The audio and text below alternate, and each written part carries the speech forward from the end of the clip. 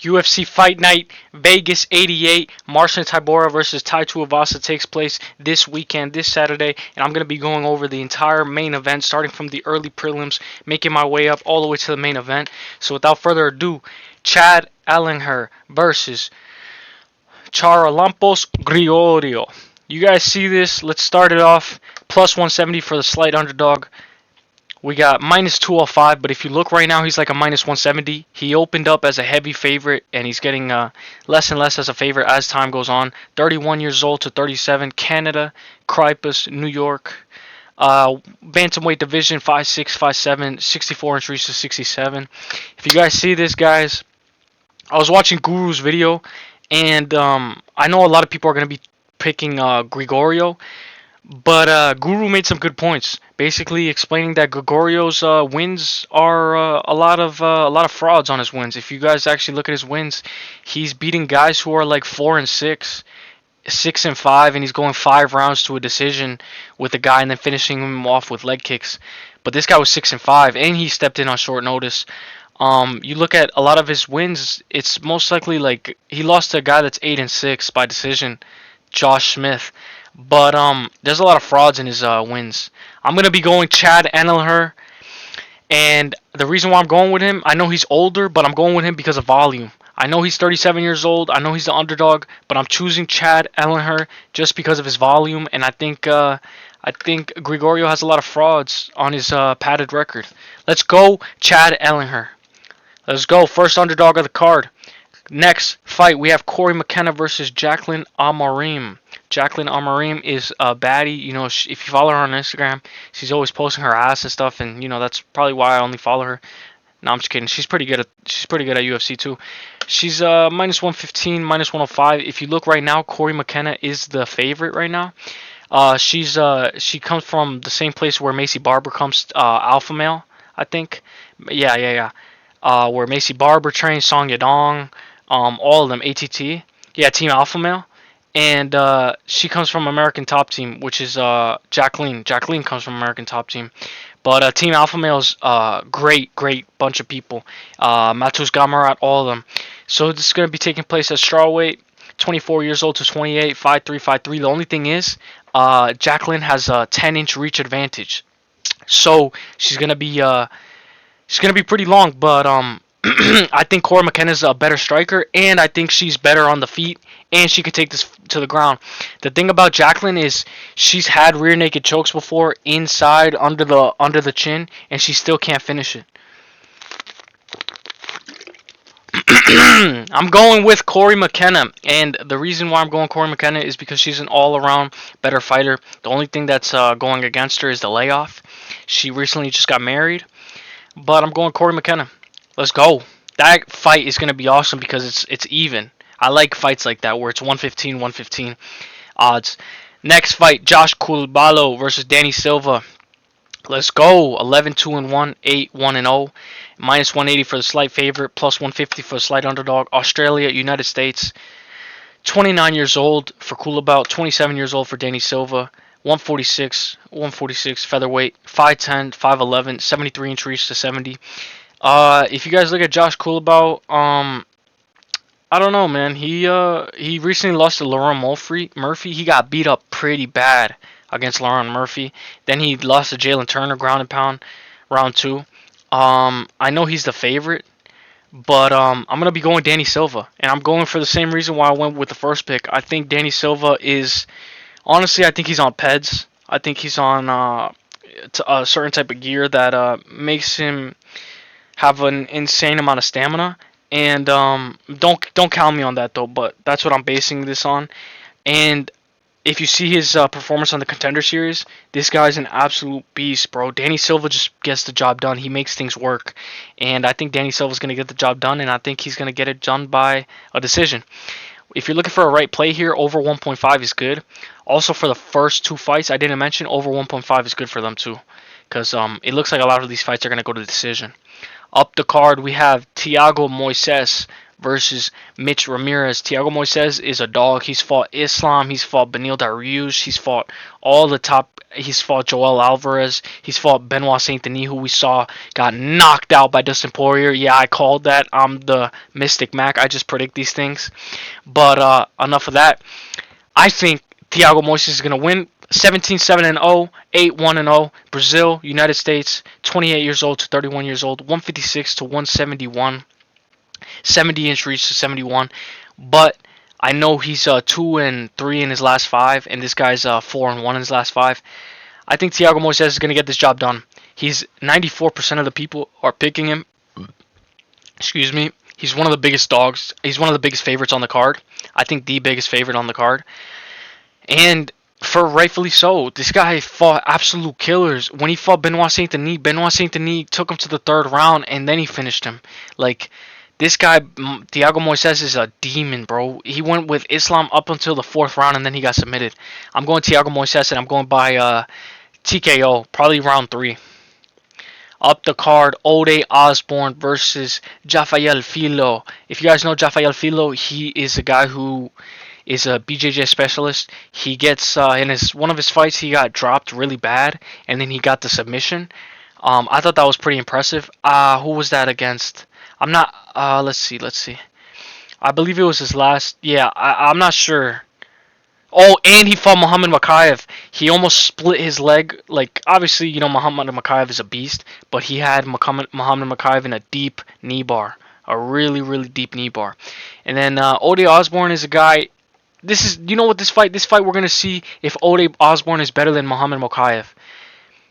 And he's, in my opinion, he's not. Because I think Rafael Filo would make a better performance than Ode Osborne would against Muhammad Makayev, but that makes that's MMA math, and MMA math doesn't work all the time.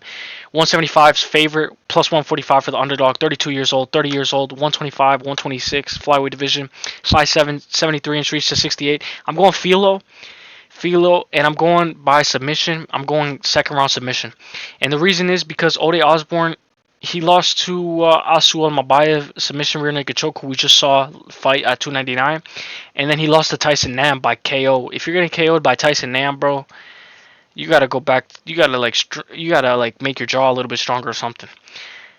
So I'm going Rafael Filo, and I'm going by submission, 2nd round. Next fight we have Josan Nunes versus Chelsea Chandler. Y'all know Chelsea Chandler. She's the girl that ran away in the middle of an octagon. Like, come on. Like, where are you going? The octagon's locked. You can't run away. But I like it because she does whatever she can. These are 2 girls from featherweight. The featherweight division is dead ever since Amanda Nunes retired. And now they're forced to cut to 135. I would be surprised if Chelsea Chandler can make weight. She lost her last fight against Norma Dumont. She was running away. Josanne Nunes looks like a man. Like in women's MMA, like, you know this woman's gonna be stronger. The only thing is her last win was by decision, and it was kind of weird. Like, I don't know. A lot of people don't think that she won her last fight. Minus 150 for the favorite, plus 125. Brazil, United States. 30 years old, 33, 145, 5'2", 5'8", 6'7", 68. This fight being at bantamweight gives Josanne Nunes an advantage because Chelsea Chandler is an actual featherweight. She's huge. I'm gonna go Josanne Nunes, even though she's like 4'9" or 5'2". She's really small. I'm going Josanne Nunes, and I think she's gonna knock her out. She's gonna drop her, and maybe she'll win by decision. But I'm going 2nd round TKO. You know I'm not gonna be betting on the women's, and if I bet on women, it's over 2.5. All right, next fight: Mike Davis versus Natan Levy. Also for the Thiago Moises, you can go over 1.5 as well. It looks pretty good. Mike Davis versus Natan Levy. We look at Mike Davis, minus 250 favorite, plus 205 for the moderate underdog. Israel versus United States. 31 years old, 32, 155 to 156, 6 foot to 5'9", 72-inch reach to 72. This guy has a pretty short reach considering he's 6 foot. But Mike Davis is a beast. You guys look at Mike Davis, guys.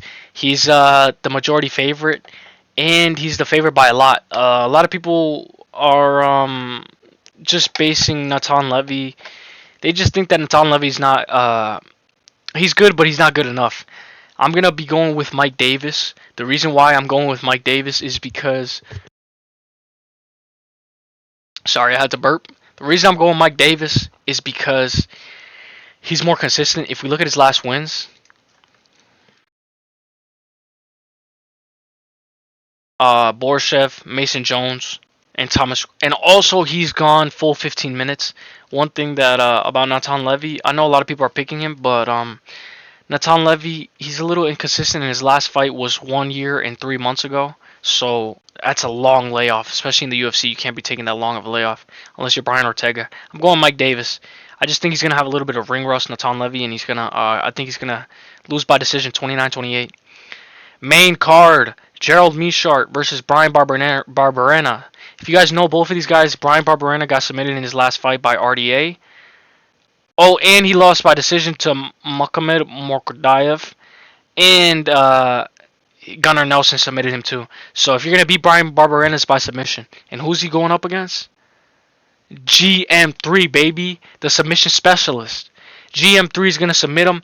He's going to submit him in round 1 or 2. Minus 190, plus 160. You better take GM3 right now. GM3 is the lock of the week. Take him right now before he grows as a bigger favorite. He's like 270. O'Malley was like a 300 favorite at like on fight day, and then it reduced to like a 250. O'Malley looked like he was a minus 500 though that day.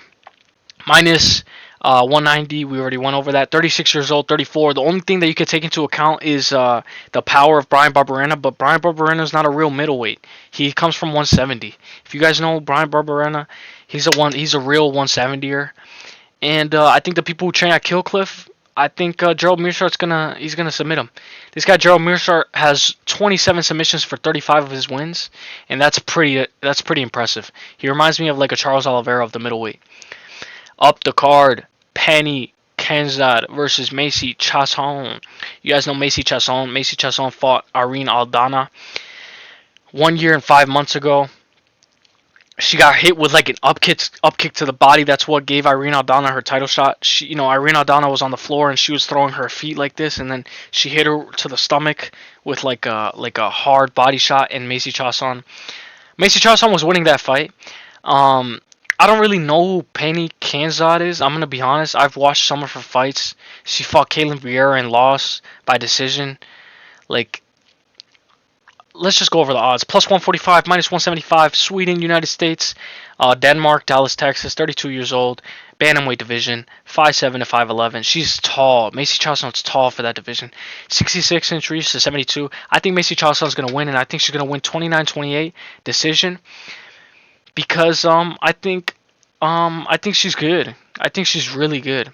Like I know she's taking a long layoff, and people actually believe that Kensad could win, but I think Macy Chiasson's gonna be keeping the jab at distance, the teep kicks to the body kicks, leg kicks open.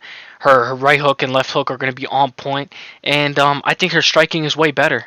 I think if you can hang in with Irene Aldana, I know you got finished, but you can hang in with Raquel Pennington as well. Like, I think you can, and she beat Norma Dumont by decision. They'll split. I think she can beat Penny Kensad. Let's go Macy Chiasson 29-28 split decision. With the women fights, I always go over 1.5 or 2.5, unless I think maybe it'll go to one of them's gonna finish the other one. But I'm going over 2.5. That's the play there. Next fight: Christian Rodriguez versus Isaac Dulgarian. You know, a lot of people like C-Rod because he beat Raul Rosas Jr. He was supposed to lose that fight, but he actually ended up doing pretty good. So a lot of people are like, don't count out C-Rod. But if you guys know who Isaac Dulgarian is, that guy is an absolute beast. All of his last 5 wins have been by finish. Plus 110 for C-Rod, minus 135 for Isaac Dulgarian. United States for both of them, 26 years old to 27. Featherweight division, 5'7" to 5'7". 71, 71. This is like a mirror. These guys look exactly, well, their reach and height is exactly the same. I'm going Isaac Dulgarian just because he's a little bit more relentless. I know a lot of people are, oh, you can't count out C-Rod. C-Rod's a dog. C-Rod's a beast. But I'm going Dulgarian just because he has more of a finishing ability, and I think that's what's going to make the difference. Raul Rosas Jr. was trying his best to finish C-Rod with his rear naked choke, and he blew his arms out like an idiot. And then Raul Rosas Jr. pulls out on UFC Mexico because he got a little nervous. Like, Raul Rosas Jr. is a guy that I'm not going to take into consideration thinking, oh, you beat Raul Rosas Jr., oh, you're pretty good. No, bro. You got to actually beat up, like, real good guys. Like, Isaac Dulgarian, his record is way better, and his finishes are more better than any of Christian Rodriguez's wins. I'm going Isaac Dulgarian, but this is a pick'em. You can flip a quarter on it. I'm going Dulgarian. I'm just looking at this, too. And look at how many people are picking Rodriguez. Come back to this video if I'm wrong. I'm going Isaac Dulgarian, and I'm going 29-28 split decision. Let's go. A lot of people are high on C-Rod, but for the wrong reason. He's pretty good, though. Next fight, we got Kennedy Nzechukwu. And I'm doing a pick flip. I'm also doing a weigh-in recap on Friday, so those are my last-minute predictions, and those are my final predictions. So by Friday, I'll be able to tell you Christian Rodriguez or Isaac Dulgarian. I'm going Isaac Dulgarian, though, for right now. Excuse me, I just ate. All right, Kennedy Nzechukwu versus Alvin St. Peru. Alvin St. Peru sucks. Do I even have to go over this fight? Alvin St. Peru sucks. This guy has been, his last title fight was against John Jones in, I don't even know, so long ago. He lost to Felipe Lins by KO. Felipe Lins, he did good last weekend, though. That was actually pretty funny against Cutelaba. He beat Monster and Rua, but that guy he's over the hill. He lost to Dustin Jacoby by KO and Kennedy Nzechukwu, but go Kennedy Nzechukwu first round KO. That's what I'm going with. I'm going with Kennedy Nzechukwu first round KO. Let's go. My dog's in the background. Brian Battle versus Ange Loosa. Let's go. We got a minus 150 favorite for Brian Battle, plus 125 for Ange Loosa. Ange Loosa fought on that Paris card. He did pretty good. He fought AJ Fletcher, Ryan McKee.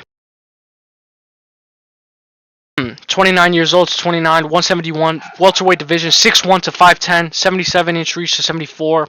I'm going Brian Battle, and the reason is this guy, Ange Loosa, is a decision machine. Look at his last 5 fights.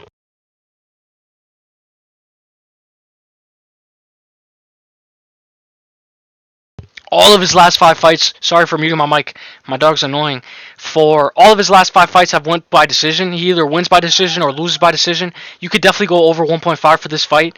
And I'm going Brian Battle. I know I didn't break down the reach. It's 29 years old, plus 125, welterweight division. The reach is not going to play a factor. I'm going Brian Battle, and I'm going by decision. I don't think he finishes Loosa, though, because Loosa is a decision machine.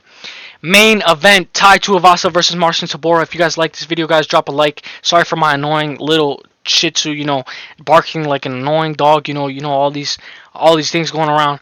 But we got fights. We got fight nights, bro. We just finished 299. 299 was lit. I got a weigh-in recap on Friday. I might drop a recap, breakdown video on Tai Tuivasa. I might not, just because this is a whack card. But I'm gonna be uploading consistently, so hit the bell so you never miss a video.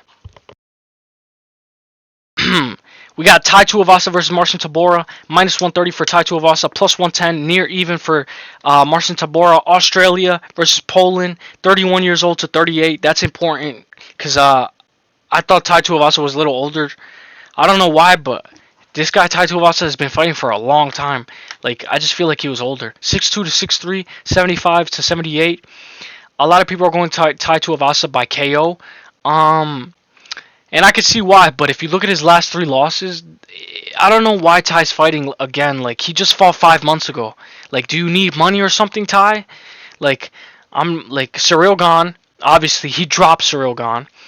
Sergey Pavlovich, and then Alexander Volkov. All 3 of them are pretty solid wins.